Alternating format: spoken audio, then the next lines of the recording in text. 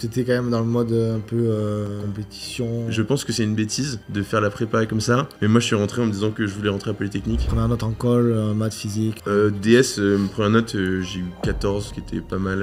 Ah oui, ok. Y a pas non plus, c'est pas du 24 heures sur 24 de taf. Ça, je pense que c'est une erreur même, en fait, parce qu'il faut trouver son équilibre. D'ailleurs, si vous voulez candidater pour nos programmes, pour avoir accès donc à des cours particuliers, avoir accès à un mentor, qui est un ancien élève de Centrale Polytechnique, qui va vous expliquer comment s'organiser, un peu toutes les méthodes secrètes que vous ne pouvez pas vraiment connaître.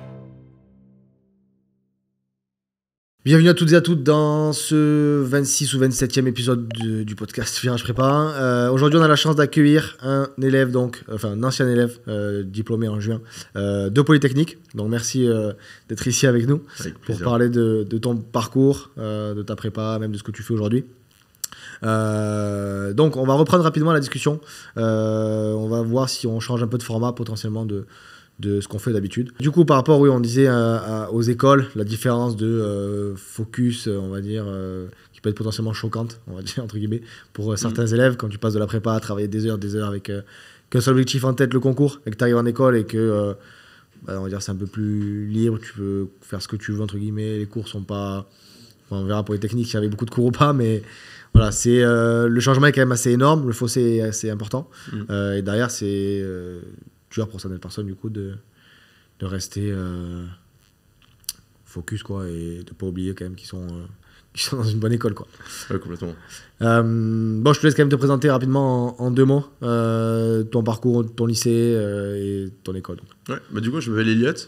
J'ai fait mon lycée à l'époque à Sèvres, donc dans le lycée de secteur de Sèvres. Ensuite j'ai fait ma prépa à Auch à Versailles. Ouais. Donc j'ai fait PCSI puis Psy. Ok.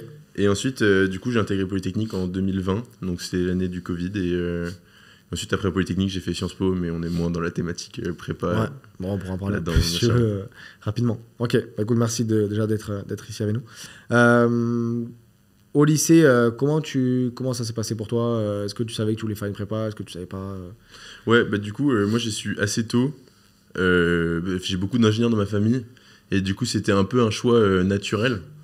De facilité aussi très clairement, parce que c'est le cas aussi pour beaucoup, je pense, dans les milieux de personnes qui vont dans des Louis le Grand, Henri IV, il y a un choix aussi simple, on va dire, et du coup là ça le lie avec ce qu'on disait tout à l'heure de quand la prépa c'est le but depuis que t'es très jeune en fait, qu'est-ce que t'arrives une fois que t'es en école et que t'as jamais trop fait de choix de ta vie. Mais ouais, du coup moi je suis très tôt, dès la 4e je me disais que je voulais faire une prépa. Ça s'est un peu concrétisé au lycée, mais en tout cas, ça a toujours été assez clair dans ma tête parce que j'avais cette connaissance-là. Et du coup, là, j'en profite pour dire que je trouve ça super de partager la connaissance de prépa avec ce podcast et tout, parce que justement, ça permet de donner à des gens qui n'ont pas forcément l'environnement familial la connaissance et juste l'éveil sur lucide, en fait, de savoir ce qu'est la prépa, que c'est pas un royaume magique où... on peut faire des folies, mais que c'est une voie comme une autre. C'est plutôt l'inverse que les gens pensent. Non, mais en sortie. Ok. Ok, top. Donc du coup, tu as fait ta prépa à Versailles, à Auch. Ouais. Tu étais un peu conditionné, entre guillemets, à faire cette prépa-là. Est-ce que tes parents t'ont poussé aussi ? Ou c'est quand même venu de toi-même ? Ou un peu des deux ?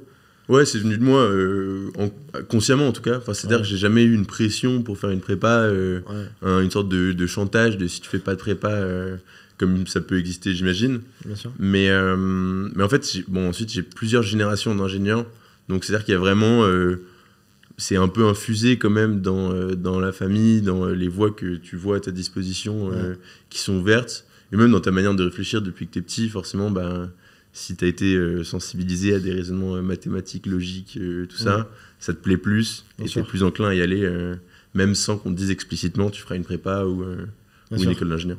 Ouais. Au lycée, tu étais un élève comment ?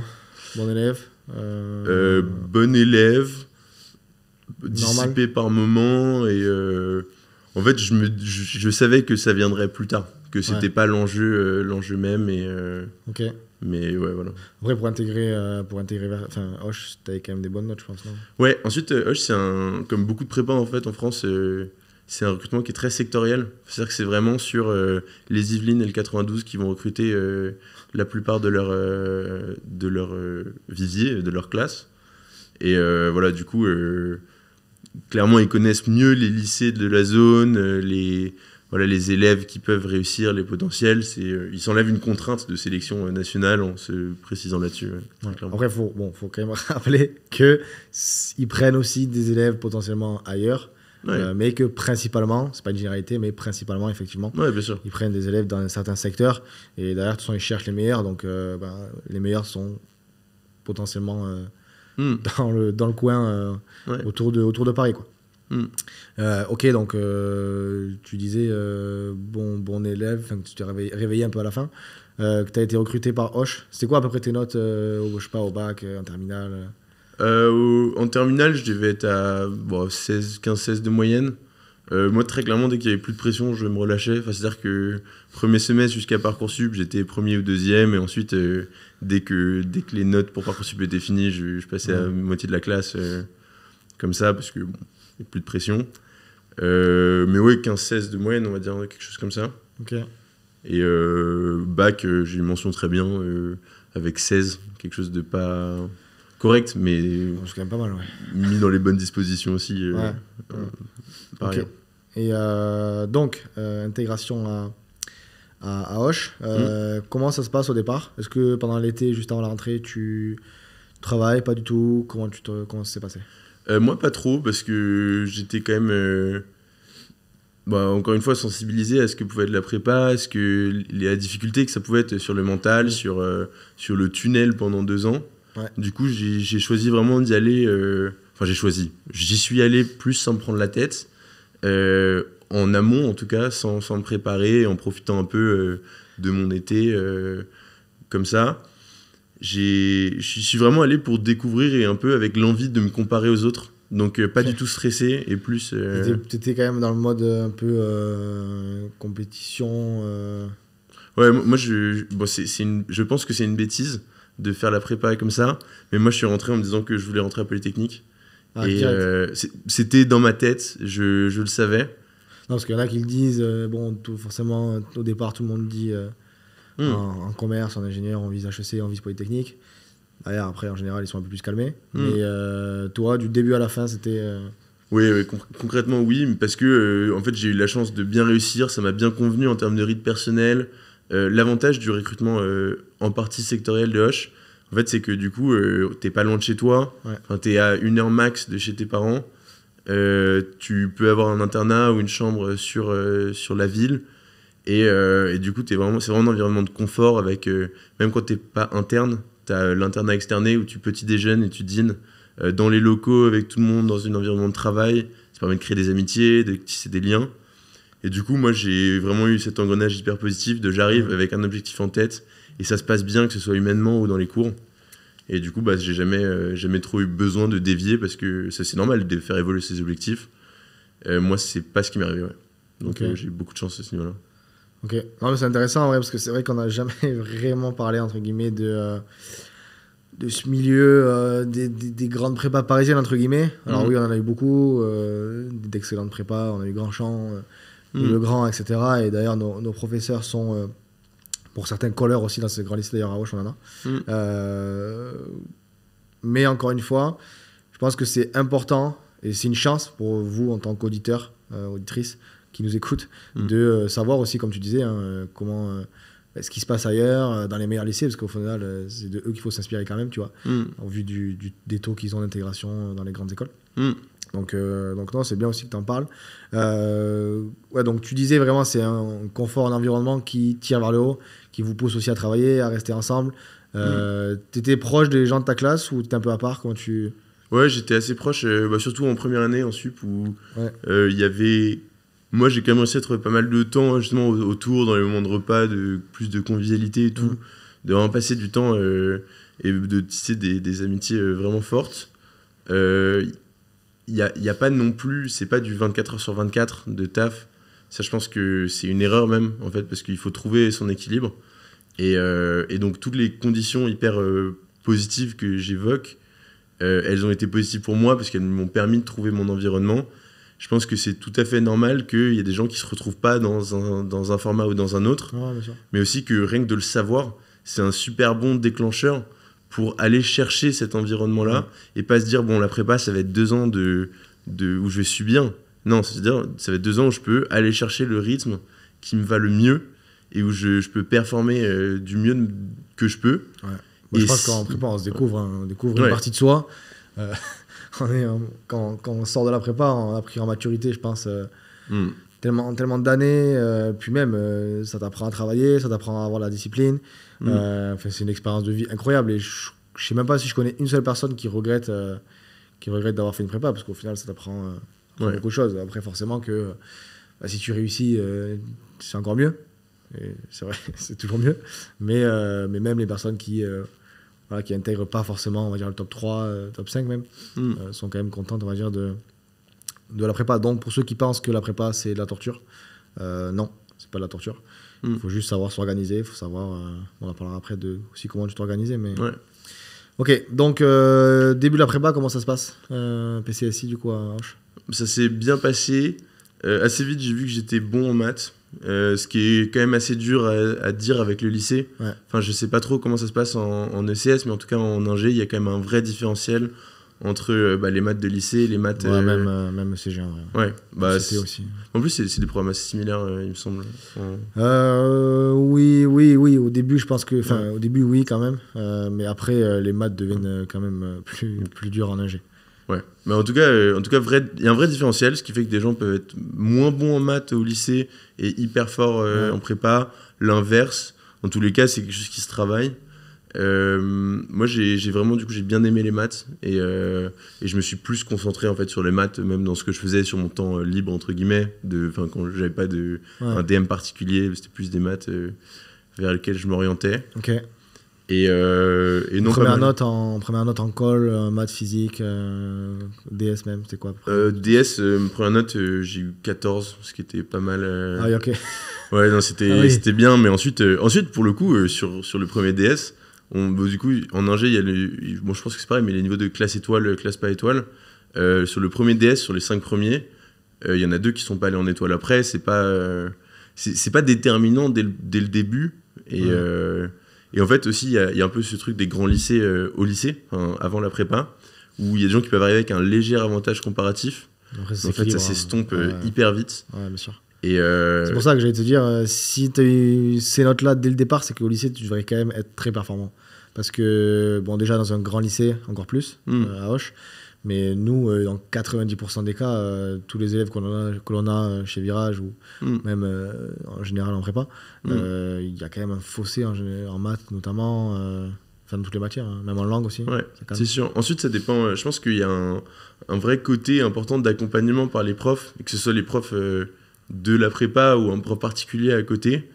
Et je pense qu'il y a un peu un truc d'audace, c'est-à-dire de se dire, je peux être bon en prépa. Et même partir avec l'a priori de se dire je vais me prendre un tollé, ça met pas forcément dans les meilleures conditions. Il faut être ouvert à se prendre des claques parce qu'il y en aura et c'est pas un problème. Mais en fait, je pense que moi, ce que j'ai ressenti, c'est que je suis arrivé avec un peu de l'ego et une audace un peu mal placée. Ouais, t'étais sûr de toi, quoi. Sûr de moi sur le niveau. Et du coup, ça m'a permis de pas me limiter. Et nous, un mot dont on parlait beaucoup avant les concours, c'est l'autocensure. Et c'est hyper important. De pas se censurer. Ouais. Et ça veut pas dire que quelqu'un qui réussit pas à moins travailler ou c'est trop censuré ou quoi que ce soit, mais c'est juste il faut au moins s'enlever cette contrainte-là et que ça passe par un prof particulier, que ça passe par juste les réflexions personnelles que vous avez, par les profs de la prépa. Nous, je sais que l'accompagnement pédagogique qu'on a reçu m'a beaucoup aidé. Et je sais que j'ai des camarades que ça a moins aidé parce qu'ils étaient moins touchés par la manière dont enseignaient les profs. Et donc ça reste très personnel et je pense que là-dedans, il faut que chacun trouve son équilibre. Et c'est pas évident. Bien sûr. Et ok, donc quand même, très bonne note au départ déjà. Toi, je suppose que tu visais classe étoile direct, du coup. Si tu faisais Polytechnique, ça va de soi quand même. Ouais. Ok, et comment ça se passe T'étais bon partout dès le départ ou quand même pas? Non, du tout. Physique, c'était quoi, pardon? Physique, j'ai été en deuxième moitié de classe pendant vraiment 1 an et demi. J'aimais bien, mais j'arrivais pas trop à prendre de la hauteur sur les sujets, à arriver à faire le lien entre ce qu'on écrivait dans le cours et concrètement ce qu'on étudiait, quoi. Ouais. Et là-dedans, du coup, je me suis plus réveillé pendant le dernier sprint avant les concours. Donc moi, c'était sous Covid, donc on a vraiment passé 3 mois chez nous à bachoter, ce qui est intéressant aussi. Mais du coup, à physique, j'ai eu plus de mal. Chimie, j'étais catastrophique. Okay. Et du coup, c'est pour ça que j'ai choisi de faire PSI et d'éviter la chimie à côté. Et ensuite, pour les prépas ingé, il faut quand même parler du français et de l'anglais, enfin des humanités. C'est là où on peut se démarquer aussi. Hein. Ouais, complètement. Nous, tous les élèves qu'on a dans nos programmes, on leur dit à chaque fois, les ingés, c'est en anglais et en... Ouais, que ça se joue. Et en philo même, que vous pouvez vraiment, vraiment vous démarquer. Ouais. D'ailleurs, si vous voulez candidater pour nos programmes, pour avoir accès donc, à des cours particuliers, avoir accès à un mentor, qui est un ancien élève de Centrale Polytechnique, qui va vous expliquer comment s'organiser, un peu toutes les méthodes secrètes que vous ne pouvez pas vraiment connaître.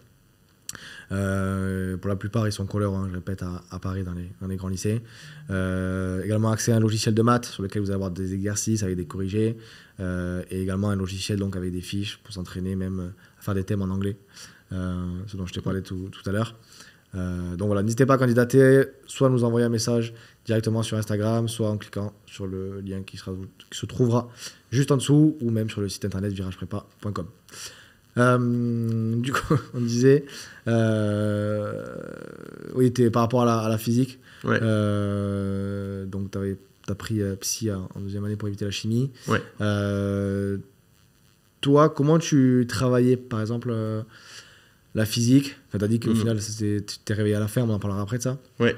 Comment tu travaillais concrètement en première année En première année, j'ai travaillé beaucoup, un peu plus tout seul que j'ai fait en deuxième année. Ouais. Je faisais souvent, en fait, déjà une énorme part du travail pour moi, je faisais pendant le cours. Et en fait, l'importance sur les maths et la physique, c'était vraiment sur les démonstrations. Ouais. Et ça, du coup, c'est hyper avantageux d'avoir des colleurs dans des équipes pédagogiques ou même autour de vous pour pouvoir en discuter, parce que, en tout cas en sciences, pas comprendre la démonstration, c'est se tirer une balle dans le pied pour faire les exercices après, pour pouvoir prendre justement une hauteur sur ce qu'on fait, sur comment est-ce qu'on le fait. Donc moi, c'était vraiment le gros travail, il commençait vraiment en cours sur essayer de faire les démonstrations en direct, dès que je pouvais, à la fin, les refaire sur du papier blanc comme ça. Ouais. Ensuite, sur les exos d'application, en général, j'allais assez vite. Si j'avais bien réussi à faire la démonstration, il n'y a pas forcément besoin d'en faire des dizaines. Ouais. Ensuite, si on n'a pas compris la démonstration, c'est vraiment important de faire les exos d'application pour comprendre les objets avec lesquels on travaille. Et ensuite, arriver à une meilleure compréhension de la démonstration. Je te coupe, mais durant le dernier épisode du podcast là, avec Joseph, qui est à Centrale Supélec Paris, je vous invite d'ailleurs à aller voir si vous voulez, il disait que vraiment, pour lui, ce qui a fait la différence, c'est vraiment de connaître son cours. Ouais. Mais vraiment sur le bout des doigts. En général, on a plus tendance à croire, entre guillemets, que ce qu'il faut, c'est faire des exercices. Et lui, il disait vraiment que le cours, c'était 90% de la réussite. Ouais. Est-ce que tu es d'accord avec ça ou pas? Ouais, complètement. Parce que moi, justement, c'est sur le cours. Le cours, c'est les démonstrations. Et les démonstrations, c'est la généralité qui permet de cibler. Ensuite, on va le faire. Ouais. Ensuite, c'est un truc dynamique. C'est pour ça que on est sur cette dualité cours-exercice tout le temps, en prépa. Mais c'est que si on comprend pas le cours, il y a des exercices d'application qui vont permettre de comprendre. Et donc, il faut les faire, il faut aller comprendre. Mais par contre, il faut les faire pas pour se dire j'ai réussi, mais pour se dire je maîtrise mieux le sujet avec lequel, dans lequel on travaille, et donc je peux mieux comprendre ma démonstration. Ouais. Et donc, une fois que j'ai débloqué ça, je pourrais l'appliquer à des dizaines d'exercices de style classique. Et en fait, ça aussi, c'est la différence que j'ai vraiment vue du fait d'être dans une bonne prépa sur les concours. C'est que quand tu arrives au concours de Centrale Supélec, dans ta salle de concours avec l'examen, tu te rends compte, tu te dis mais c'est mon cours en fait. Et bon, forcément il y a de la difficulté, c'est pas parce que c'est le cours que c'est pas dur, mais en fait justement d'avoir pris le temps de comprendre les démonstrations et des trucs comme ça, l'exercice qu'on te propose, c'est une version un peu différente de la démonstration du cours que tu as faite à côté. Exact, ouais. Mais si tu as compris le principe, et pour ça il faut faire l'exercice d'application, puis la démonstration, puis des exercices similaires à la démonstration, à ce moment-là tu débloques une bien plus large compréhension des sujets que... Non, mais je pense que c'est ça qui est hyper important, ce que tu as dit là, en gros. C'est que, on va dire, dans les grands lycées principalement, tu arrives le jour du concours, tu n'es pas tellement choqué, en fait, de ce que tu as devant toi. Ouais. Alors que les concours, c'est un peu la terreur des élèves en prépa, ce qui est normal. Au final, tu arrives devant, tu te dis, mais en fait, je suis prêt, quoi. C'est ça, c'est hyper important. Parce que nous, justement, avec nos professeurs qui sont colleurs, comme je l'ai dit là, on apprend justement à n'importe quel élève. On a des élèves au Maroc, on a des élèves dans les dom-toms, dans toute la France aussi. On en a plus de 30% même à Paris, dans les meilleurs lycées. Ça leur permet à tous, à toutes, d'avoir justement un enseignement digne des grands lycées parisiens sans y être. Et ça, je pense, c'est hyper important parce que derrière, comme tu l'as dit, t'es pas choqué, t'es plutôt confiant au final. Quand tu arrives et tu regardes le sujet comme ça et que tu te dis, mais ça va, en fait, je connais, mais forcément, ça va être dur, mais je pense que c'est plus facile que si t'étais pas préparé, quoi, ce qui est logique. Mais... Complètement. Et ça, d'ailleurs... Bon, je sais pas, il y a un sujet, mais qui est que dans les grands lycées, les profs c'est les professeurs les plus émérites et qui sont consultés aussi pour la rédaction des concours et des sujets. Et donc, il y a forcément il n'y a pas du tout de trucs éthiques, il n'y a pas de sujet éthique ils donnent des tuyaux à leurs élèves sur le sujet que ça va être. Mais par contre, sur les concours et sur la méthodologie, il y a un vrai accompagnement qui est très riche. Et c'est peut-être bête, mais moi, on m'a toujours dit, quand tu arrives devant ton sujet, tu lis tout le sujet d'un coup et tu regardes quelles sont les questions faciles pour gratter des points, pour faire juste mettre ta propriété du cours, juste faire la question d'application de celle d'avant, même si tu n'as pas réussi à la démontrer. Et ça, mais c'est des professeurs qui m'ont dit, c'est des gars qui étaient des génies complets dans leur domaine, et en tout cas dans le domaine de la pédagogie. Ça, c'est des conseils que...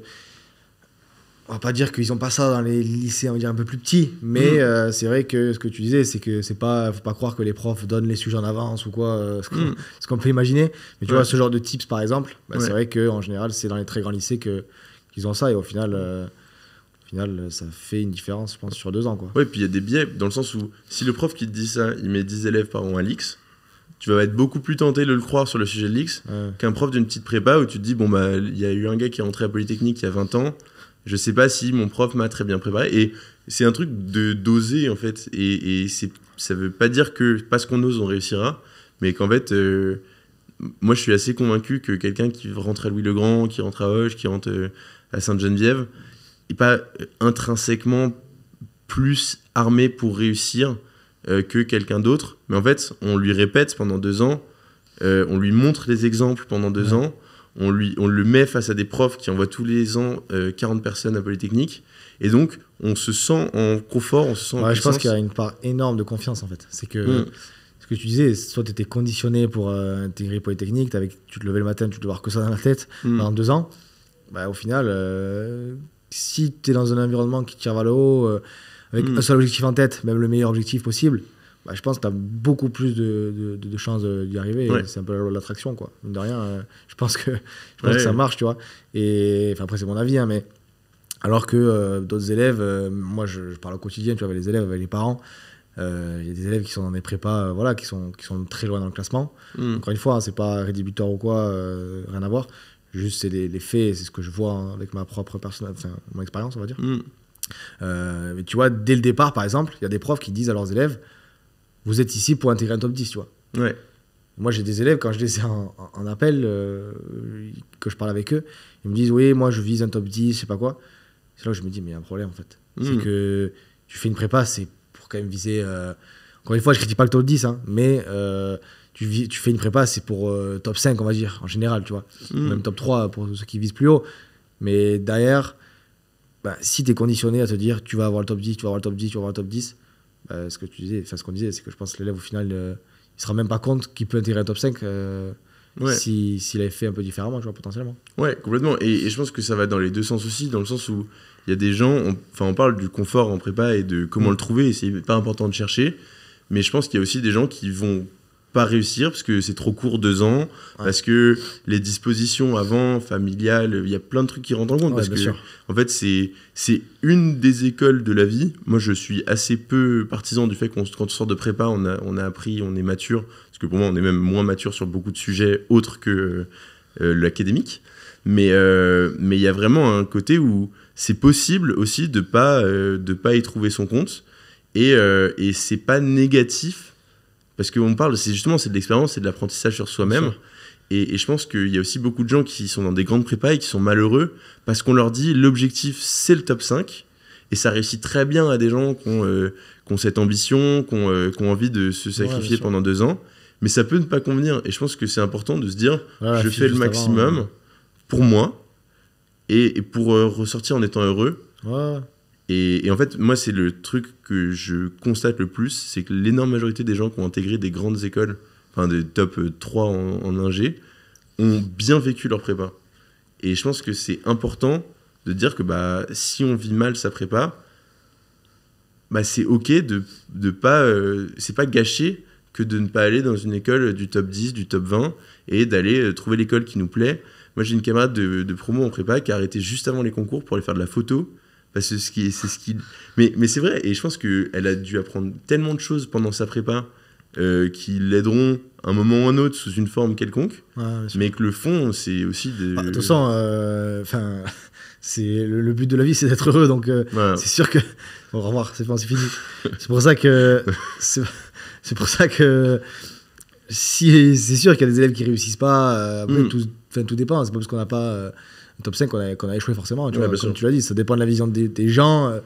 Il y a des élèves qui visent pour un top 10 parce qu'ils sont dans la ville dans laquelle il y a l'école, etc. Tu vois.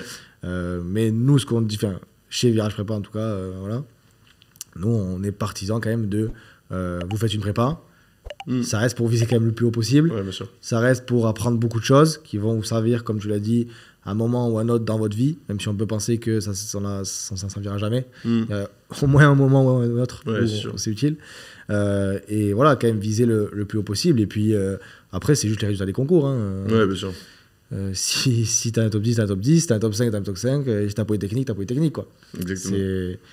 Mais encore une fois, le plus important, ça reste quand même d'être heureux après sa prépa. Quoi. Ok. Et du coup, par rapport à tout l'aspect organisation, on va dire, c'était quoi une journée type d'un élève qui a intégré Polytechnique? Alors, petit déj le matin, tous les jours. Rythme, j'étais assez rythmé, on va dire, sur le sommeil. J'avais vraiment la montre avec l'électrocardiogramme où je traquais les cycles. Et ce que je faisais, je sais pas si c'est une bonne chose. Toi, c'est pas mal si vous voulez. c'est pas un placement de produit. Ça s'appelle le Whoop, W-H-O-O-P. Et ça traque tout, vraiment de A à Z. En termes de sommeil. Voilà. C'est pas du tout un placement de produit, je vous l'annonce. C'est juste pour vous si vous voulez. C'est un bon partenariat. Mais du coup, en fait, je faisais vraiment un truc où je me couchais à minuit pile. Et si j'arrivais pas, parce que je finissais un truc ou que je faisais quelque chose, je regardais pour vraiment me coucher au début du cycle d'après, donc à 1h30 à peu près. Histoire de. T'es jusque-là. En fait, histoire d'être réveillé du matin, pouvoir. En gros, pas être endormi sur la première heure ou pendant le petit-déj. Le sommeil, c'est hyper important. Je pense que, encore une fois, avec la fille juste avant, là, elle me disait qu'elle avait besoin de ses 8 heures, sinon c'était terrible, tu vois. Et je pense que, après, tout dépend des personnes. Il y en a qui dorment 5 heures et ils sont bien, tu vois. Mais je reste assez convaincu quand même que le sommeil en prépa, c'est hyper important. C'est là où on apprend, en dormant. Et le plus important, c'est d'avoir un rythme. Je pense que c'est pas forcément le nombre d'heures dans l'absolu. Et moi, j'ai vraiment trouvé des meilleurs résultats en sautant un cycle et en me couchant à heure fixe, plutôt que en se disant je me couche 10 minutes plus tard, mais je me lève 10 minutes plus tard. Et ça, j'ai expérimenté plus tard depuis, et ça marche pas très bien en termes de rythme. Mais donc, sommeil, vraiment super important d'être bien réglé là-dedans. Et tout est généralement fait pour que ce soit faisable, c'est-à-dire le petit-déj le matin, le dîner assez tôt, l'école qui finisse à 19h ou 20h.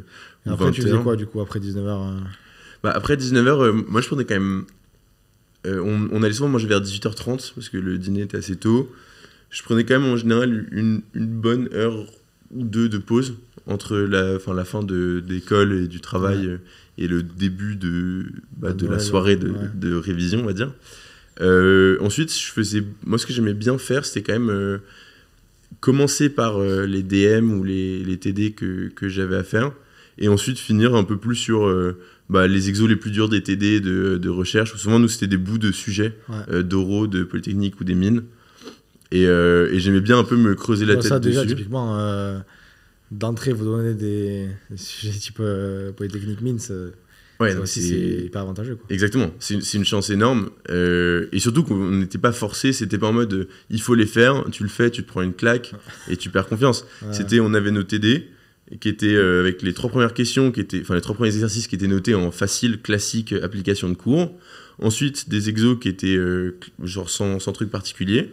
Les classiques avec un petit cœur pour dire ça, il faut que vous connaissiez. Ouais. Et derrière, les pics, c'était vraiment les pictogrammes de cartes. Les pics qui étaient, bon, bah ça, c'est des exos tirés des concours les plus durs ou c'est l'exercice le plus compliqué. Et du coup, bah, moi, j'organisais un peu mon travail en fonction de ma compréhension du cours. Bah, j'allais soit directement vers l'exo le plus dur parce que aussi parce que ça m'excitait, ça m'intriguait d'essayer d'y aller. Et je pense que moi, ça m'a convenu. Mais en fait, ces exos, ces TD, c'était assez bien fait. Ouais. Dans le sens où quelqu'un à qui ça convient pas et qui veut se rassurer, de se dire non, il mais peut moi toujours je faire des exercices plus faciles, quoi. Ouais, exactement. Et plus classique et plus en ligne avec les aspirations, les ambitions des gens. Ouais. Et du coup, moi je faisais ça. J'avais un quoi, tableau blanc. Concrètement, en termes d'heures, est-ce que tu étais flexible? Est-ce que tu faisais, je sais pas, 2 heures de maths quoi qu'il arrive, 1 heure de physique ou pas du tout? C'était un peu au feeling? Non, c'était plus au feeling et fait en fonction des. Classiquement, en fonction des cols qui venaient après, en fonction des DS ou des DM qu'on pouvait avoir à faire. Et pendant les vacances, par exemple, tu faisais quoi? Pendant les vacances, je prenais quand même pas mal de temps pour me reposer. Enfin, c'est-à-dire, j'étais pas. Sur 2 semaines, je faisais quoi, par exemple, première semaine de vacances en première année? Sur 2 semaines, je vais faire une première semaine vraiment tranquille, sans quasiment rien, ouais. Ou alors un DM si je savais que je partais. Des langues un peu quand même Des langues un peu peut-être. Alors, moi j'ai l'avantage, je suis né aux États-Unis, du coup j'ai un avantage sur l'anglais qui est important. Qui est important dans le sens ça m'a été important. Et j'ai pas trop fait de français en première année. C'était un peu une erreur. Mais bon, avec le français en prépa, l'avantage c'est que tout est remis à zéro après la fin de la première année. Et ensuite, ça on peut en parler aussi, mais sur le français, c'est assez scolaire en fait. C'est français philosophie le nom de l'épreuve. Enfin, en tout cas, des épreuves les plupart. Mais c'est vraiment c'est scolaire, c'est-à-dire qu'il y a 3 œuvres. Il faut avoir son répertoire de une dizaine de citations bien placées, bien mises en contexte par œuvre. Et ensuite, une disserte, c'est 3 sous-parties de 3 parties. En gros, ça fait 27 exemples au total. En fait, il faut en avoir 35 pour assurer les arrières. Ouais, bien sûr. Et être très scolaire là-dessus. Oui, en soi, c'est vrai que si tu le vois comme ça, c'est vrai que ça paraît plus simple déjà que... Ouais, mais ensuite c'est pas simple dans l'absolu, mais en tout cas, moi j'ai eu la chance de pas faire les épreuves orales de français parce que c'était sous Covid, donc j'ai eu que un oral de maths et un oral de physique. Mais en tout cas, pour l'écrit, je vais pas dire que c'est bête et méchant, mais en tout cas, il y a une bonne base à construire d'avoir ces 40 citations mises en contexte, donc 13 par livre. Et ensuite, on construit là-dessus. Ouais. Et c'est d'ailleurs ce que nos élèves, ils ont, ça n'y arrive pas, les profs leur font des fiches sur lesquelles ils mettent des auteurs et ils montrent aussi comment les utiliser, donc c'est pas mal. Encore une fois, n'hésitez pas à candidater à nos programmes pour ceux qui le souhaitent, directement juste en dessous ou sur le site virageprepa.com. Par rapport à... Ouais, quand même, parce que par rapport aux maths physiques, durant les vacances, typiquement, je sais pas moi, de décembre en première année ou de même deuxième année, ce que tu veux, comment tu t'organisais concrètement par rapport aux exercices, par rapport aux cours? Parce que tu avais une journée type, on va dire, en vacances. Je pense que quand même, en deuxième année, tu devais peut-être avoir un planning ou je sais pas. Ouais, en deuxième année, je pense qu'on avait beaucoup de sujets de concours en fait, à faire. Et les DM, c'était vraiment... en fait, c'était un sujet... où on avait 3 bouts de sujets qui traitaient du même thème. Pardon, c'est un thème plutôt de DM avec 3 sujets qui en traitaient. Et en fait, c'était assez bien fait pour que... en fait, je me lève le matin, je faisais matin maths, après-midi physique, en gros, ou inversement. Et ensuite, c'est surtout... j'ai vraiment la chance de pouvoir faire que mon programme de travail, c'était le travail qui m'était donné par les profs. Et ensuite, la révision de cours. En termes d'anglais, du coup ça non, mais en termes de philo, deuxième langue, pendant les vacances, comment tu faisais? Philo, j'en ai pas trop fait. En réalité, t'as eu combien au concours? Pardon? T'as eu combien en philo au concours? 16. Mais 16 à la Polytechnique et Ouais, je pense aussi à Centrale. Mais en tout cas, là-dessus, moi j'étais assez lecteur, en tout cas au lycée, un peu moins du coup avec la prépa. Ouais. Mais du coup, il y avait un vrai. Moi j'avais un vrai intérêt sur les œuvres, ce qui est un avantage, surtout les thèmes. Moi j'ai eu des thèmes, j'ai eu la démocratie en deuxième année, ce qui était hyper intéressant. Et, Il y a des choses à dire, quoi. Il y a des choses à dire, quoi. Ouais, c'est ça. Et pour le coup, il y a toujours, en tout cas en prépa ingé, il y a toujours dans les 3 œuvres un roman, un livre ça va plus être du théâtre en général, et un truc de texte plus ancien, plus classique, grec ou bon, surtout grec, ce qu'on avait eu. Mais du coup, c'est assez et quelque chose de plus moderne. En gros, c'est vraiment une sorte de balayage stylistique et d'époque. Ouais. Et donc c'est toujours moi du coup j'ai fait c'est moins sur les méthodes de travail en vrai, mais c'est parce que c'est pas comme ça que moi je l'ai vécu, mais il y a un vrai enjeu à comprendre un peu la manière dont sont présentées les œuvres et pourquoi est-ce que ça a été choisi. Ouais, c'est hyper important de comprendre, en fait, parce que c'est comme tout, hein, mais principalement la philo, typiquement, si on comprend rien et qu'on apprend juste des citations avec des auteurs, alors oui, il y en a pour qui ça fonctionne, encore une fois. Mais si vous comprenez, derrière, c'est 1000 fois plus simple à utiliser. Puis le correcteur, je pense qu'il le comprend aussi si vous comprenez ce que vous écrivez. Donc derrière, après, ça donne des bonnes notes quand même. Absolument. En termes de concours blanc, en première année, juste rapidement, t'étais quoi? On n'avait pas de concours blanc classé, nous. Ok. Ensuite, en classement, en première année, j'étais... sur l'année, quoi, à peu près. Sur l'année, j'étais 4e au premier semestre. Sur 50. 48, quelque chose comme ça. Ouais. Et deuxième semestre, je devais être deuxième. Deuxième. Et ensuite, en SP, j'étais 4e, pareil à peu près. Premier semestre. Et ensuite, j'ai eu ensuite, en concours de l'X, j'ai eu les meilleures notes de ma classe là-dessus. Ok. On verra après tes notes. Ouais, pardon. Et entre la première et la deuxième année, pendant l'été, qu'est-ce que tu fais? Enfin, pas juste par rapport à... Je suis parti en Suède. Non, il faut travailler un peu. Mais ensuite, nous, on avait vraiment eu pas mal d'accompagnement de nos profs qui nous ont dit prenez vraiment du temps pour vous, reposez-vous et arrivez-nous frais, qui était limite plus important que...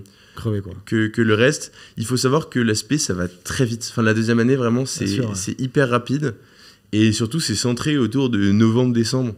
Novembre-décembre-janvier. Parce qu'à partir de janvier, en fait, on est déjà dans les concours. On a déjà commencé les préparations aux oraux. Bon, peut-être pas aux oraux. Les préparations aux écrits, mais vraiment du bachotage un peu plus classique. Et le programme est à peu près fini. En tout cas, quand on a la chance d'avoir des profs qui vont très vite là-dessus. Mais en fait, c'est aussi sur une période assez dure et assez fatigante parce que y a pas de soleil, il fait moins beau et c'est un impact aussi sur le travail. Le stress aussi commence mine de rien à arriver aussi. Quoi. Complètement. Et en fait, ça construit et ça s'accumule. Et du coup, j'ai un peu travaillé sur la fin, sur les quelques semaines avant. Mais tu faisais quoi du coup? On nous avait donné des feuilles d'exercices et à préparer. Maths physique. Enfin, un peu de SI aussi. Parce que du coup. Sciences de l'ingénieur, ouais, sciences industrielles pour l'ingénieur. Ouais. Et, mais c'était assez peu en préparation. Et en fait, on avait fait un peu des oraux aussi avant de partir en vacances avec nos profs pour qu'ils nous voient. Et en fait, ils font un peu un audit, on va dire, de la classe pour savoir ce sur quoi ils veulent construire sur l'année d'après. Là, tu étais en classe étoile en deuxième année. Ouais, exactement. Combien ils en prennent à Auch, en classe étoile? En classe étoile, on a... Nous, en PCSI, donc il y a 2 PCSI en sup, donc 100 personnes. Et dans deuxième année, il y a une psy étoile. Il n'y a pas de psy pas étoilé à Auch. Donc si tu choisis de faire psy, c'est étoilé, si c'est étoilé ou tu pars ailleurs. Et en PC, il y a une classe étoilée et une classe non étoilée. Donc c'est sensiblement moitié-moitié, moitié étoilée, moitié pas étoile. Ok. Comment se passe le début de la deuxième année? Pareil en termes de notes, toujours bien? Le début de deuxième année, il se passe relativement bien en maths, parce que du coup, on est mélangé avec les MPSI en deuxième année. Et moi, vraiment, j'avais vraiment l'objectif d'essayer de prouver quelque chose pour moi. Et je dis pas du tout que c'est bien, mais moi, c'était mon driver, c'était moi ce qui me motivait à travailler et tout. Compétiteur, quoi. Exactement. Et du coup, en maths, ça se passait vraiment bien. Physique, ça se passait moins bien. C'est-à-dire que j'arrivais pas trop à travailler la physique. J'y voyais pas d'intérêt. Et au final, j'ai vraiment un prof qui a su me cerner et me dire, me mettre des claques au moment où il fallait et me faire travailler dessus. Et vraiment, du coup, je suis passé de 35e et un DES où j'étais 2e après parce que en fait, j'ai commencé à comprendre. Les attentes, Et il y a un truc hyper important aussi de comprendre l'articulation des 2 ans de programme. Parce que en fait, tout est fait pour que tu arrives au concours avec une sorte de vision d'ensemble. Bien sûr. Sauf que c'est hyper dur de sortir la tête de l'eau pendant le temps-là. Et ça, c'est là où un prof peut aider, mais un accompagnement à côté, discuter avec d'autres gens, d'autres écoles ou d'anciens élèves et tout, c'est hyper riche. Tu penses quoi du fait de se faire aider à côté? Moi, je pense que c'est assez positif. Dans l'absolu, ça convient pas à tout le monde. Ça, financièrement ou de manière personnelle, c'est pas forcément avec tous les tempéraments. Mais à côté, c'est... Par exemple, si, quand tu étais en prépa, si tu avais quelqu'un comme toi aujourd'hui qui a fait Polytechnique, qui t'aurait dit de faire ça, ça et ça, tu penses que ça t'aurait aidé? Après, toi, peut-être que, peut-être que vu ton tempérament, vu ton caractère, peut-être que ça aurait pas... Ouais, moi je suis pas sûr que ça m'aurait aidé forcément. Mais en tout cas, je sais que c'est hyper positif parce que... en fait, la maturation sur le programme, sur l'articulation, c'est quelque chose qui est venu après pour moi. Beaucoup. Comprendre les attentes aussi, c'est hyper important. Exactement. Et je pense que encore une fois, le but, c'est d'être confortable, c'est d'avoir de la confiance. Et ça, c'est plus facile quand il y a quelqu'un qui peut t'aider à côté. Et ça peut prendre plein de formes, forcément. Mais du coup, c'est génial qu'il y ait une offre large et qui puisse convenir aux attentes et aux envies, aux besoins en fait, de chacun pour être confortable. Ouais, de toute façon, en prépa, plus de la moitié des élèves sont accompagnés. Quelque chose de normal, on va dire. Après, évidemment, il y a des questions financières, puis comme tu as dit, ça ne convient pas à tout le monde. Mais voilà, je pense que, encore une fois, le but, ça reste de se donner les moyens, de tout mettre en œuvre. Si vous avez la chance de pouvoir vous faire aider, forcément que si vous voulez aussi, forcément, mais vous devez, entre guillemets, le faire. Si vos parents peuvent vous permettre de vous faire accompagner. C'est important et vous allez, ça vous permet en gros de voir aussi comment ça fonctionne d'ailleurs. Typiquement, un élève qui n'est pas forcément dans un très bon lycée, si aujourd'hui il avait quelqu'un comme toi qui est passé par un grand lycée, tous les conseils que tu lui donnes sur ce podcast-là, tu aurais pu lui donner directement à lui, tu aurais pu l'aider. Et forcément que derrière, c'est quand même pas mal d'avoir un soutien, quoi. Ça, c'est sûr. Ok. Donc, deuxième année, ça se passe aussi plutôt bien, bon, forcément. Grosse progression en physique. Donc, ça aussi, ça vous permet de vous montrer que même si il était 35e, tu es passé deuxième juste grâce à des conseils ciblés, du coup. Complètement. Ok. À l'approche des concours, période de révision, comment tu fais là? Du coup, nous, Covid, 3 mois, la semaine avant de partir en révision. Donc, un peu compliqué. Exactement, 15 mars, je crois. Donc, un peu compliqué parce qu'on concours repoussé à on ne sait pas quand. Là, du coup, période un peu compliquée parce que c'est dur de travailler en se disant ça. Mais nos profs se sont assez vite organisés pour nous aider. Et en gros, on avait 2 sujets par jour à faire en semaine. Donc, un sujet de maths, un sujet de physique. Et puis, un jour sur 2, on avait un sujet d'anglais ou de SI ou de français. Donc, avec des rythmes un peu moins forts que maths et physique, mais quand même assez intenses. Ensuite, on avait vraiment beaucoup de chance. Ils nous accompagnaient, ils nous faisaient des zooms de correction collectifs. C'est ce qu'on fait avec nos élèves, ça. Mais en tout cas, moi, c'était hyper utile de pouvoir faire ça. Même en visio, du coup. Ouais, même en visio, parce que déjà, il n'y a pas trop d'autres choix. Pas de choix, Mais surtout, pendant cette période de révision, ça permettait vraiment justement de faire ces liens transversaux, parce qu'un sujet de concours, ça va brosser 4 ou 5 différents thèmes que tu as pu voir dans l'année. Et c'est normal de ne pas comprendre de l'articulation comme ça, parce que tu sors de 1 mois de bachotage, tout ça. Et donc, vraiment, on a pu... c'était vraiment... c'était sujet le matin, sujet l'après-midi, et correction, 1 heure de correction en fin de matinée, 1 heure de correction en fin de soirée. Ok. Et les langues, philo, tu faisais quoi? Langue, du coup, philo, j'ai relu les livres, je me suis fait des fiches là-dedans. Anglais, Bah, anglais, typiquement, je trouve que c'est un bon exemple. J'ai pas assez travaillé l'anglais. Et au final, c'est ma deuxième pire note au concours. Donc, c'est-à-dire que, en étant bilingue, en ayant un avantage trop confiant, je sais pas. comparatif, ouais, trop confiant, franchement. Et surtout, pas assez de travail dans les faits sur comment est-ce qu'on structure quelque chose de bien et tout.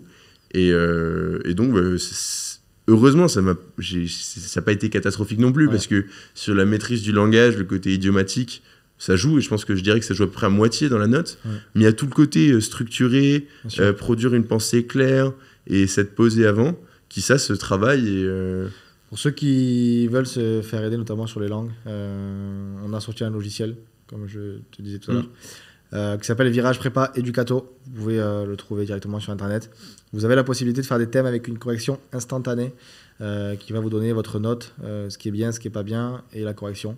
Également, donc, en ESH, en géopolitique, vous pouvez faire la même chose avec des fiches.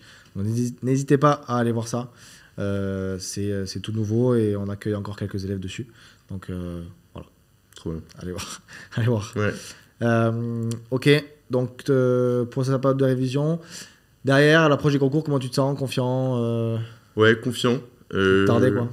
En fait, j'attendais qu'à en découdre parce que j'étais prêt en mars. Je me suis dit, là, on est bien. Et on a une prépa où on est allé hyper vite dans le programme. Je suis en confiance parce que forcément, en fait, quand on sort d'une période où on a fini les cours, on nous a dit, bon, on a fini le programme il y a 1 mois. Là, on travaille, on peaufine et tout. C'est en confiance. Et moi, je m'étais dit, pendant 3 mois après de confinement, c'est que les gens vont pouvoir rattraper le niveau, vont pouvoir travailler plus dur et tout. Et moi, je me suis toujours dit, je comprends vite, mais je sais pas si en bossant, je suis meilleur que le mec à côté qui va bosser des heures et qui va charbonner encore plus, parce que c'est pas non plus pas chômer, quoi. Mais moi, je me disais que mon avantage, c'est la vitesse de compréhension. Donc, j'avais une petite peur sur on va dire, le fait que les gens aient travaillé pendant longtemps pendant les confinements. Mais en fait, franchement, assez confiant à l'approche des concours. On ressort, c'est le printemps. En termes de notes, concrètement, ça a donné quoi? Moi, j'ai surtout mes notes de Polytechnique en tête. J'ai eu...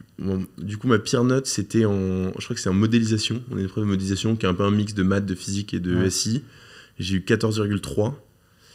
Et ensuite, à côté, anglais 14,8, français 16, et maths 16,7, physique 16,9, et SI 18 et quelques. Donc, j'ai une meilleure note qu'au bac au concours. Et c'est quoi la réaction quand on apprend qu'on est reçu à Polytechnique? Bah, c'est forcément très, très cool. Enfin, c'est très plaisant, on va dire. Je peux le dire. En fait, c'est un peu enivrant parce que c'est l'objectif, en fait. L'objectif, déjà, c'est d'intégrer, c'est d'être content de son intégration. Et donc, quand ton objectif, c'est Polytechnique et que t'es admis à Polytechnique, c'est... Ils ont réagi comment? J'étais content. Comment tu l'as... Ouais, SMS, screenshot. Je suis pris. Ouais. Mais en fait, je pense que les gens autour de moi étaient assez confiants. Et que moi, pour rester dans le tunnel, je me disais, je suis pas sûr, je sais pas comment ça va se passer. Ouais. Mais au fond de toi, tu disais quand même que t'étais bien, quoi. Après, t'as toujours un doute, c'est normal. Hein. Ouais, c'est ça. Même. C'est ça. Enfin, j'envoyais des messages à mon prof en mode, j'espère que ça va passer quand j'envoyais mes notes. Et il m'envoyait chier. Enfin, vraiment, il me disait, mais pas ta gueule, mais quasiment. C'était. Du coup, j'ai envoyé mes notes et il me répondait, oui. Après, oui, je pense que ça devrait aller parce que avec le comparatif des autres élèves et savoir que dans sa classe, il y avait quand même en général 1 ou 2 personnes qui intégraient au minimum. Ouais. Après, on n'est jamais à l'abri de rien. Hein. C'est pour ça qu'il faut toujours rester constant, toujours viser l'excellence. Ça se joue sur 4 heures. Bon, ça dépend des concours, mais ça se joue sur 4 heures. Tu sais pas ce qui peut se passer. S'il faut, t'as la première question, tu bugs derrière. Tu sais pas comment tu peux réagir, donc c'est hyper important de toujours rester focus. Ouais, complètement. Il ne reste pas beaucoup de temps. Juste 2-3 mots sur Polytechnique. C'est très sympa, c'est une expérience en école. Donc il y a le côté campus, il y a le côté créer une communauté de gens similaires, like-minded, parce qu'il y a des expériences communes, tout ça. Il y a de plus en plus de personnes qui viennent de parcours différents, donc de la fac, de l'étranger, ce qui est une grosse richesse parce qu'ils ont une maturité assez différente. moi j'ai trouvé ça vraiment, vraiment assez riche dans la vie associative et puis même dans les gens qu'on peut rencontrer. Et ensuite, beaucoup d'opportunités, mais je dirais pas forcément plus qu'ailleurs sur... Il n'y a pas d'échange à Polytechnique, il y a un stage à l'étranger, il y a du coup le stage militaire en première année, et ensuite on doit faire un autre diplôme à la sortie. Toi, Sciences Po du coup? Moi, Sciences Po, mais du coup c'est l'occasion aussi à ce moment-là de faire un échange dans le sens où on peut partir en Californie, à Stanford, ou en Angleterre, T'es parti où toi? ou un peu n'importe où. Moi j'étais à Sciences Po à Paris. Ah oui, ok.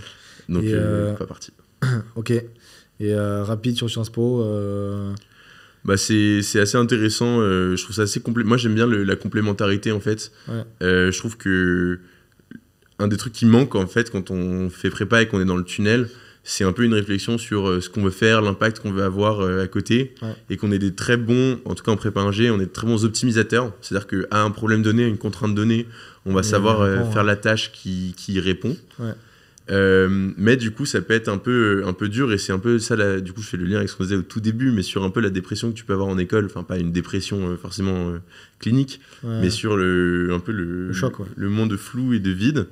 En fait c'est aussi se demander qu'est-ce qu'on veut faire, quel impact on veut avoir, et ça justement je trouve que c'est pour ça que c'est hyper bien de ne pas subir la prépa et de prendre les devants pour aller mieux, pour se faire accompagner s'il faut, pour que en arrivant en école, on se dise pas c'est la libération, maintenant je peux souffler, et en fait au final s'asseoir 4 ans sans se poser les nouvelles questions et sans aller de l'avant. Donc donc Sciences Po c'était je recommande pas forcément Sciences Po sur tous les programmes, toutes les écoles, tous les masters, mais pour moi ça m'a aidé dans cette réflexion là et dans l'impact que je veux avoir à côté. Ok, top. Pour finir, est-ce que tu aurais des conseils à donner de manière générale ou par matière, comme tu veux, aux élèves qui nous regardent Ouais, du coup, français, moi, c'est un vrai... Le côté de prendre ces 10 exemples par livre et de les bosser et de les avoir, c'est très bien. Ouais. En organisation de travail, peut-être, moi, je sais que j'ai une mémoire un peu visuelle. C'est-à-dire que quand je me rappelle d'une démonstration, je me rappelle après à quel niveau je l'ai stocké dans mon classeur. Ouais. Et si c'est en bas d'une page, en haut, à gauche, à droite... et donc, ce que j'ai fait pendant le confinement, c'est que j'avais réécrit tout mon cours de physique avec tous les schémas de moteur, de quoi que ce soit, et j'ai disposé sur un grand mur, parce que comme ça... C'est pas des cauchemars des fois? Non, ça l'est, je le voyais pas depuis mon lit. Ah, okay. Mais du coup, en fait, ça m'a permis quand j'étais pendant le concours, de me rappeler où était l'équation sur mon truc visuel, quel schéma était à côté, quelle organisation thématique j'avais fait.